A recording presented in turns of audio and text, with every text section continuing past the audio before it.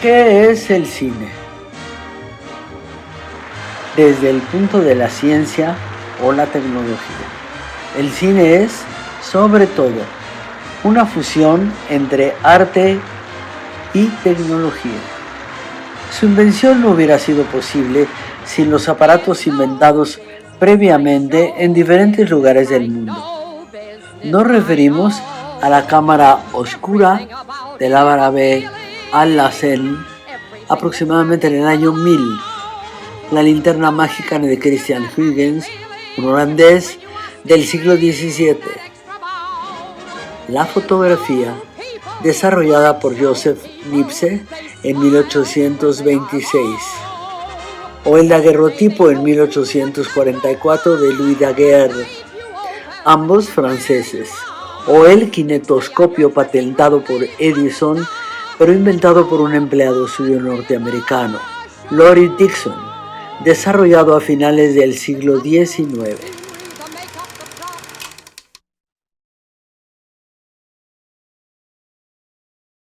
Veamos imágenes de cámara oscura y linterna mágica. La linterna mágica se basaba en el diseño de la cámara oscura, la cual recibía imágenes del exterior haciéndolas visibles en el interior de una cámara o habitación cerrada. La linterna mágica invierte este proceso, ya que proyecta las imágenes hacia el exterior. La cámara oscura se debe a un fenómeno natural, ya observado por Aristóteles durante un eclipse parcial de Sol en el siglo IV a.C. Una cámara oscura es un receptáculo cerrado, con un orificio por el que entra la luz, de forma que en la pared opuesta se recibe una imagen del exterior, pero boca abajo.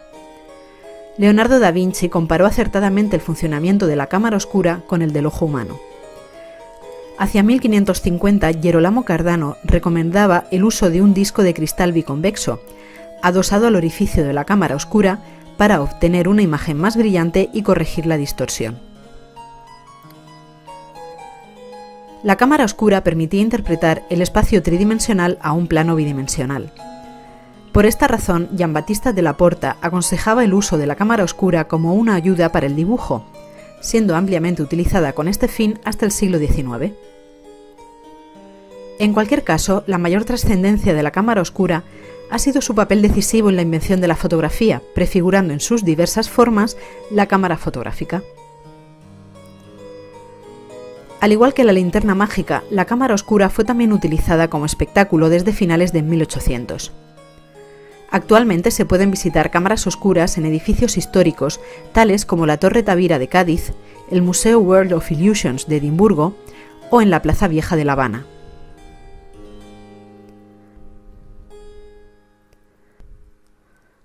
Se considera al jesuita Athanasius Kircher como inventor de la linterna mágica, desde que describió el aparato en su obra Ars Magna Lucis et Umbrae. Kircher había tratado de inventar una cámara oscura portátil, si bien parece que no pasó del proyecto. En cambio, su linterna mágica consistía en una cámara oscura con un juego de lentes y un soporte corredizo en el que se colocaban transparencias pintadas sobre placas de vidrio. Estas imágenes se iluminaban con una lámpara de aceite, y para que el humo pudiera tener salida, se dotaba al conjunto de una pequeña chimenea. La linterna mágica, como el teatro de sombras, retoma de los antiguos ritos y representaciones mágicas la creación de un espacio donde el espectador tiene concentrada su atención. También, el hecho de que las imágenes surjan de la oscuridad fomenta la creación de ese espacio inmersivo. La linterna mágica ha incorporado en su evolución los adelantos tecnológicos del momento, como por ejemplo la bombilla eléctrica y ya en nuestros días los proyectores de vídeo.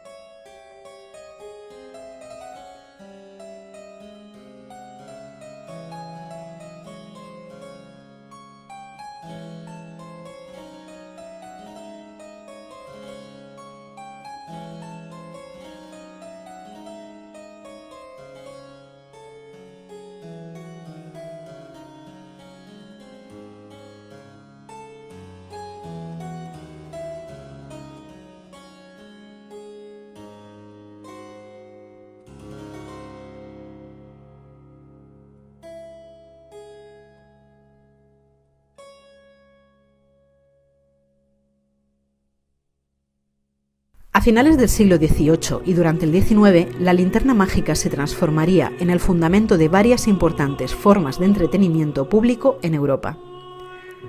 La principal de ellas sería la fantasmagoría de Robertson, que se desarrolló durante la época del terror en París. Étienne Gaspard Robertson era un artista y científico belga obsesionado con la magia y lo sobrenatural. En 1792, Robertson conoció las propiedades de la linterna mágica y entendió su potencial para el ilusionismo. El espectáculo que forjó, la fantasmagoría, pretendía presentar verdaderas apariciones de espíritus a la audiencia. Una noche, uno de los asistentes al espectáculo preguntó a Robertson si podía invocar el fantasma de Luis XVI.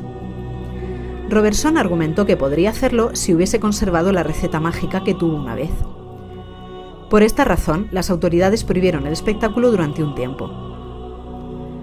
La fantasmagoría ganó éxito creciente y fue trasladada a un entorno altamente sugestivo, el convento de los capuchinos. Robertson utilizaba la armónica de cristal como fondo musical y combinaba la linterna mágica con todo tipo de dispositivos móviles que daban mayor veracidad a las imágenes. El espectáculo estuvo en cartel más de 4 años. En 1853, el general de artillería Franz von Ucatius desarrolló un artefacto capaz de proyectar las imágenes de un fenaquistiscopio utilizando una linterna mágica. Aunque lo aplicó a la enseñanza de la balística, su aparato se considera el primer proyector de dibujos animados. Émile Renaud, que había creado el praxinoscopio en 1877, perfeccionó la proyección de imágenes en movimiento hasta presentar en 1892 el teatro óptico. Renaud fue el primero en perforar la película como medio de arrastre mecánico. Sus películas, o pantomimas luminosas, son consideradas los primeros dibujos animados donde se pasa del movimiento cíclico a un discurso visual dotado de argumento. Las pantomimas luminosas estuvieron en cartel en el Museo Revin hasta 1900, en competencia directa con los Lumière. Desafortunadamente, lo laborioso del proceso y el desinterés progresivo del público marcaron su declive. Renaud cayó en la locura y la miseria. Los principales antecedentes del cinematógrafo fueron el teatro de sombras, la cámara oscura y la linterna mágica. Todos ellos coincidieron en el empleo de la luz con fines expresivos. Ahora una pequeña explicación de lo que es la fotografía. La fotografía es el arte del instante. La invención de este proceso tecnológico nos descubrió aspectos de la realidad desconocidos hasta entonces. Esto, gracias a una cámara y un soporte que permiten controlar la cantidad de luz, composición, profundidad y color. Yo lo que hago es esperar a ver qué me pide el sujeto a fotografiar para yo decidir si uso color, uso blanco y negro, o uso difusores, o uso infrarrojos. De hecho, por ejemplo, las luchas, pues yo fui así como pensando en el color, porque pues es un espectáculo absolutamente colorido, pero cuando me di cuenta que era más allá del color, entonces empecé también a usar blanco y negro, ¿no? El blanco y negro lo empecé a usar con las mujeres porque como que era irme más a lo profundo, ¿no? Y no quedarme así en el espectáculo. Lourdes Grobet ha retratado con cercanía y amplitud algunas expresiones de la cultura mexicana. Chistosamente, la lucha libre y el teatro campesino son mis únicos proyectos documentales, ¿no? O sea, porque yo no soy documentalera. Y cuando empecé con la lucha libre, un amigo me llevó a ver las puestas en escenas de teatro campesino en Tabasco. Me pasó lo mismo que me pasó con la lucha libre. Desde que entré al ring, sentí que algo me atrapó. ¿Qué es un daguerrotipo?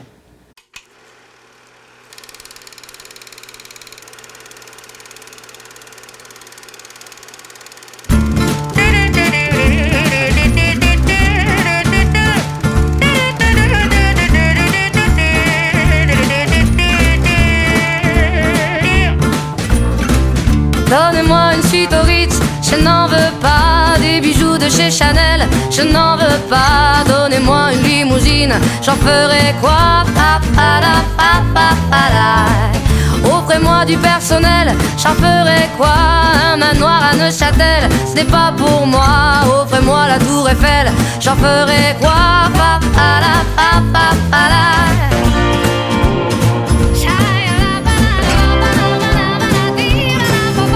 Je veux de l'amour, de la joie, de la bonne humeur. Ce n'est pas votre argent qui fera mon bonheur. Moi je veux crever, la main sur le cœur. Allons ensemble découvrir ma liberté. Oubliez donc tous vos clichés. Bienvenue dans ma réalité.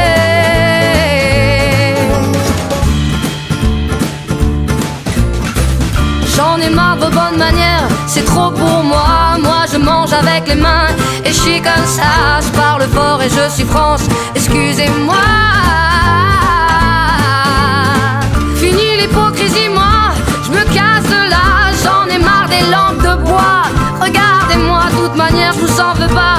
Et je suis comme ça. Je suis comme ça. Je veux de l'amour, de la joie, de la bonne humeur. Ce n'est pas votre argent qui fera mon bonheur. Moi je veux crever, la main sur le cœur. Allons ensemble découvrir ma liberté. Oubliez donc tous vos clichés. Bienvenue dans ma réalité.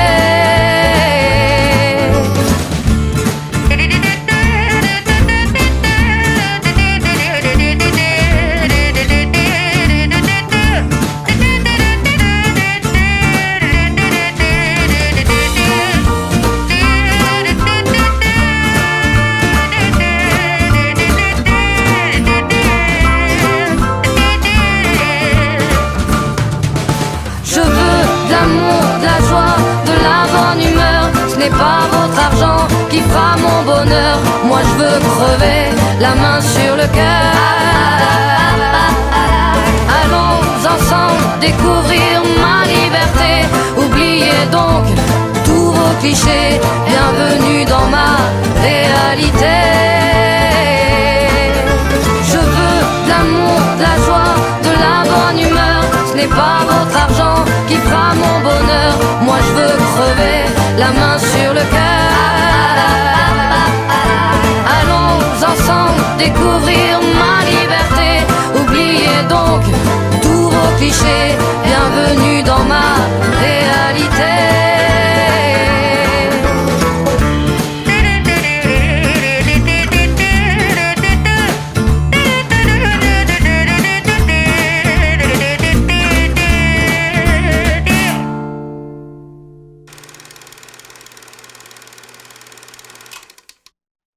Veamos qué es y cómo funciona un kinetoscopio.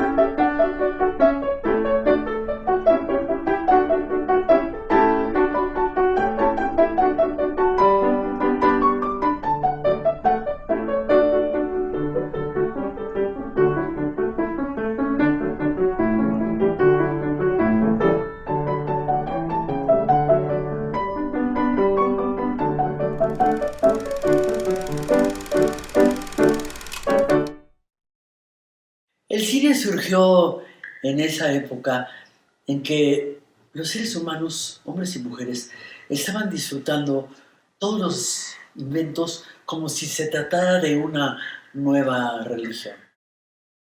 Y los hombres y mujeres decidieron que no había nada que no pudieran realizar. Aunado a estos inventos que atrapaban la luz y los objetos o sujetos, se descubrió que los seres humanos tenían la capacidad de percibir unas 10 imágenes por segundo. También, por medio de la teoría de la persistencia retiniana, se entendió cómo las imágenes se quedan en la retina del ojo por 1/10 de segundo, y cómo esto era lo que nos permite percibir la realidad como una secuencia de movimientos y no como una infinidad de imágenes independientes. Todas estas ideas que fueron surgiendo en distintos puntos del planeta fueron necesarias para poder llegar a la invención del cine. Actualmente, el cine es una conjunción de imagen y sonido para contar una historia. Aunque en un principio el cine fue mudo, es decir, solo imagen.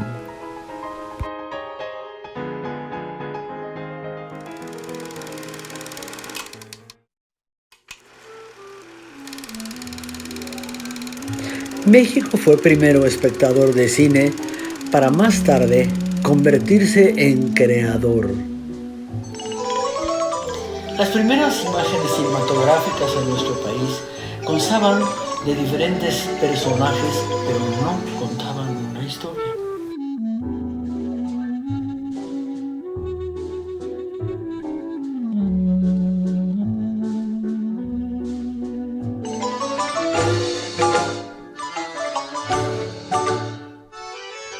La primera exhibición del cinematógrafo se hizo en el castillo de Chapultepec a solicitud del presidente Porfirio Díaz en 1896.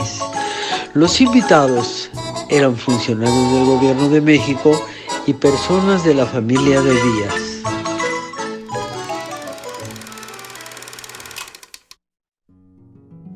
Ocho días después, se hizo la primera exhibición pública en el sótano de la droguería Plateros, en el centro de la Ciudad de México, y fue todo un evento reseñado por los periódicos de la época. Las imágenes creadas por los Lumière eran reseñas de una actividad: salida de obreros de la fábrica, la llegada de un tren a la estación o el desayuno del bebé.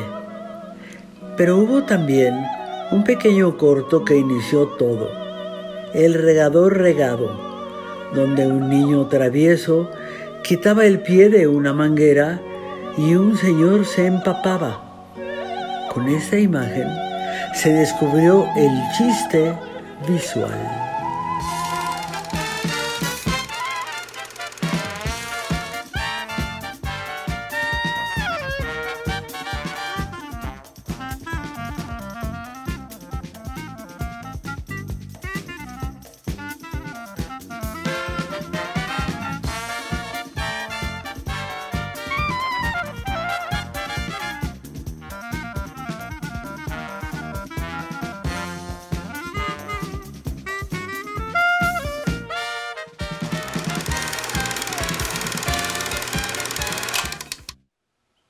Antes de la proyección organizada por los Lumière en Chapultepec y la droguería Plateros, ya se habían visto en México imágenes animadas del kinetoscopio de Thomas Alva Edison a cargo de su ayudante W.K.L. Dixon. Este aparato solo permitía la visión individual. Probablemente el problema fue que este era un aparato donde la persona se inclinaba para ver las imágenes, pegando los ojos a un visor donde aparecían figuras en movimiento. Veamos qué es y cómo funciona un kinetoscopio.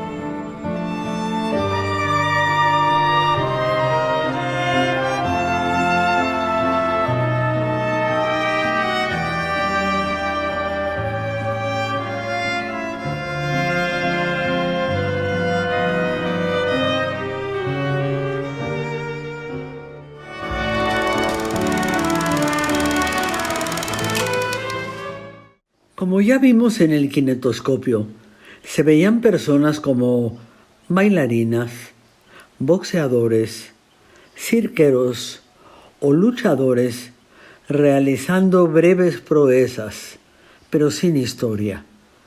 Al mismo tiempo que se apreciaba la imagen, se podían usar unos audífonos para oír música que acompañaba las imágenes.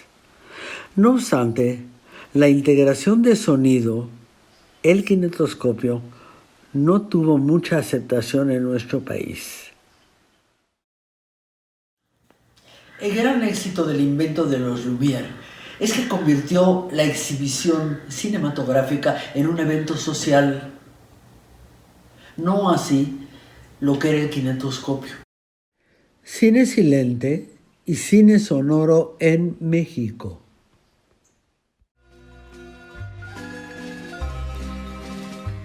A partir de 1897, los Lumière se dedicaron a vender los aparatos de su invención y las vistas que producían en los diferentes países que visitaban. México no fue la excepción.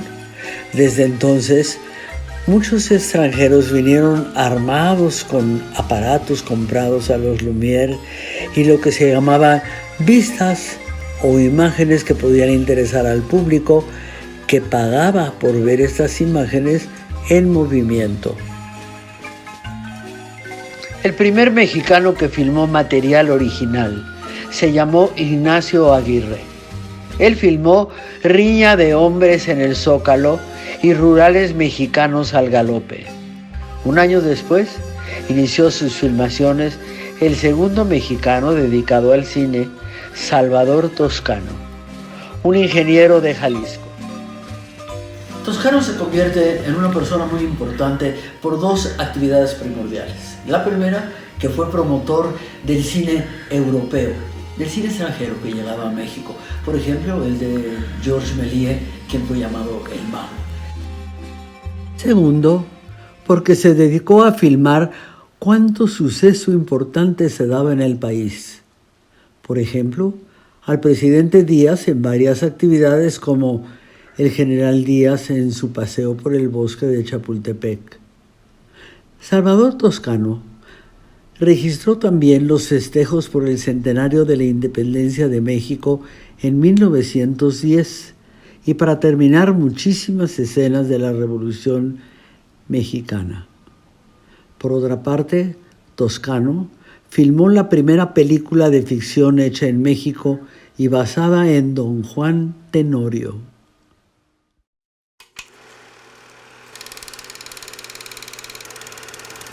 Veamos una muestra del trabajo de Méliès para apreciar lo complicado de su técnica.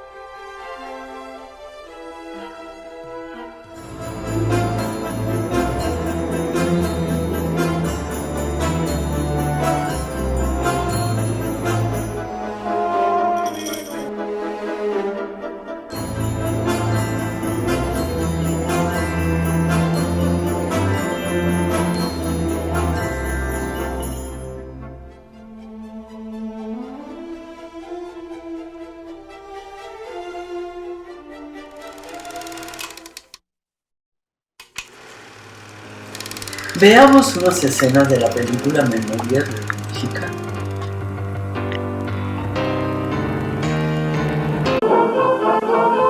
Carranza era un hombre sencillo.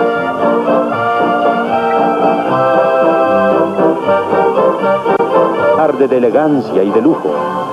Mi padre, por razón de sus relaciones, a menudo acompañaba al general Díaz a inauguraciones como la de la presa del río Conchos en Chihuahua, de cuya obra se mostró satisfecho.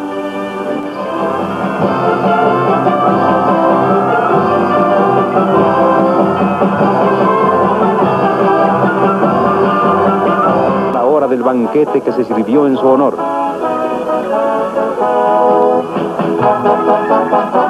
Zapata, Eulalio Gutiérrez, Villa, Vasconcelos, el doctor Silva ocuparon en la mesa los sitios principales. México continuaban las manifestaciones hostiles al presidente Díaz y porque entre los oradores populares que incitaban al pueblo encontró una vez al tío Luis que había escapado de Quintana Roo, el centenario de la iniciación de la independencia, a las cuales fueron invitados todos los países amigos. Y hubo tan brillantes embajadores especiales como el marqués de Polavieja, que llegó a bordo del vapor Alfonso XIII trayendo la representación de España y que gozó de gran popularidad. Su hermosa hija, María de los Ángeles, tuvo que permanecer en la plataforma del tren recibiendo el aplauso de los veracruzanos.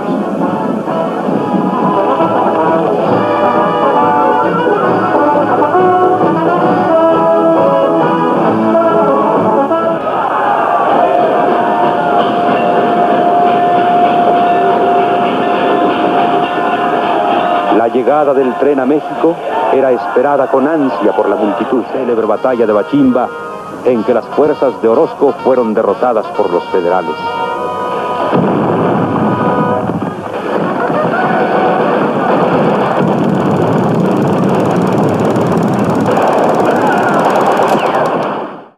Su hija, Carmen Toscano de Moreno Sánchez, editó las imágenes filmadas por su padre y estrenó el largometraje Memorias de un Mexicano, que son la base visual de la cual nos nutrimos como nación para saber cómo fueron los protagonistas de nuestra revolución y la época en la cual existieron.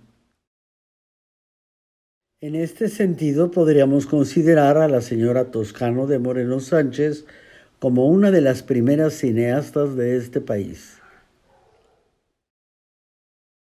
Hubo muchos otros mexicanos, como los hermanos Stahl o los hermanos Alba, que se dedicaron en estos tiempos a filmar y documentar con su trabajo momentos de la historia, así como a mostrarnos cómo se veían las distintas ciudades y edificios del país en esa época. Su trabajo significa una documentación histórica fundamental, pero nadie tuvo el ímpetu narrativo de Toscano. En resumen, todo el trabajo inicial de estos cineastas era documentación, cómo se veían las calles en aquel entonces, cómo se veían las casas, los habitantes.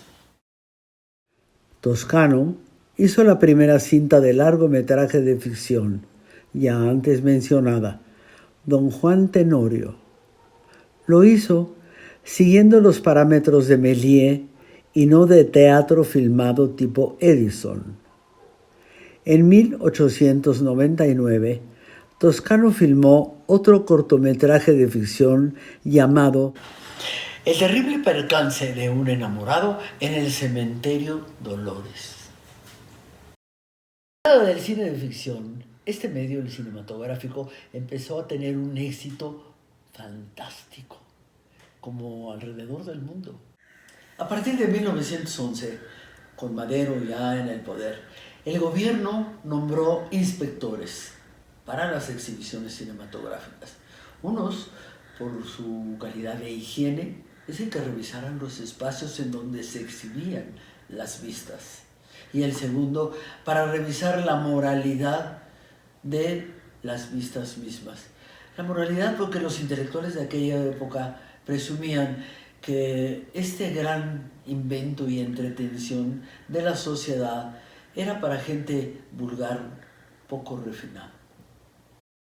A partir del fin de la Guerra de la Revolución en México en 1917 y hasta 1920, ya con Carranza como presidente, se produjeron en el país un promedio de aproximadamente 10 películas de largometraje de ficción al año.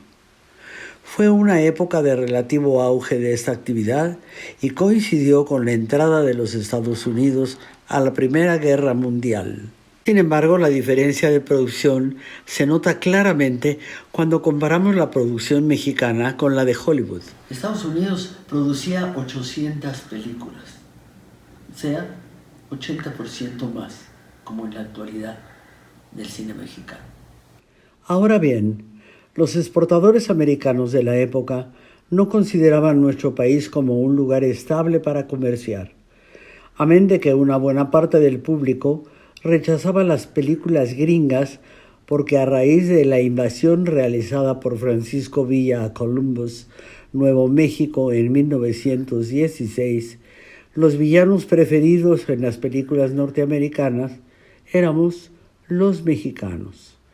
No solo eso, en muchas de esas películas imperaba una visión denigrante de la vida en nuestro país. Durante muchos años, los cineastas mexicanos trataron de seguir el cine europeo, porque combatían la imagen que transmitía el cine norteamericano, que era generalmente una crítica a nuestra propia esencia. Sin embargo, las películas que se hicieron en esa época fueron de bastante mala calidad.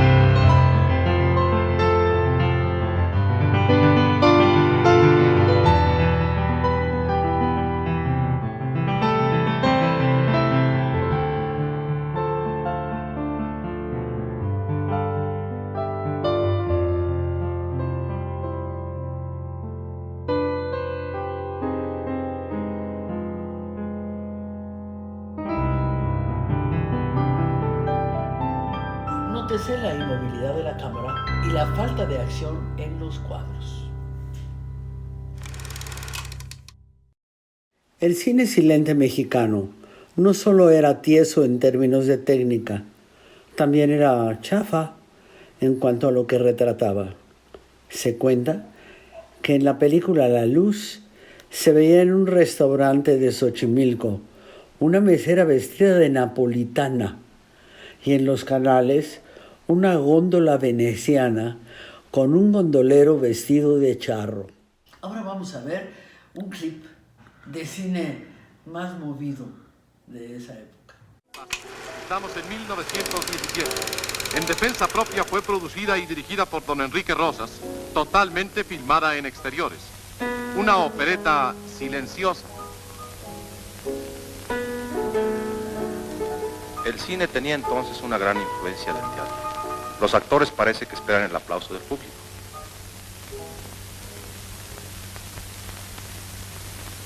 Pasemos ahora, invitados tardíos, a esta gran recepción. La tigresa Sara Utop no quiere bailar un tango con Julio Taboada, quiere hacérselo, pero Julio insiste en bailar y vean ustedes el resultado. 1, 2, 3. 1, 2, 3. Hoy en día, así, cualquiera mete el choclo. La soñadora filmada en 1917 nos parece un sueño. Mimí Derba, la María Félix de aquella época, a quien llamaban la Venus de carne, es la modelo de Eduardo Arosamena, conocido cariñosamente como el Nanche, el apuesto escultor que trata de convencer a Mimí para que pose. Basada en un cuento de Amado Nervo, se lleva a la pantalla Amnesia. Pina Menichelli y Francesca Bertini deben haber estado celosos de la actuación y elegancia de esta dama. ¡Qué naturalidad! ¡Y qué temperamento! Tanto derroche de arte y la señora del paraguas parece importarle pura sombrilla.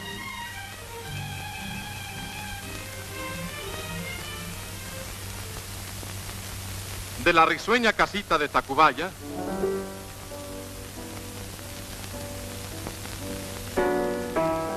esa debe haber sido la casa de la sonrisa.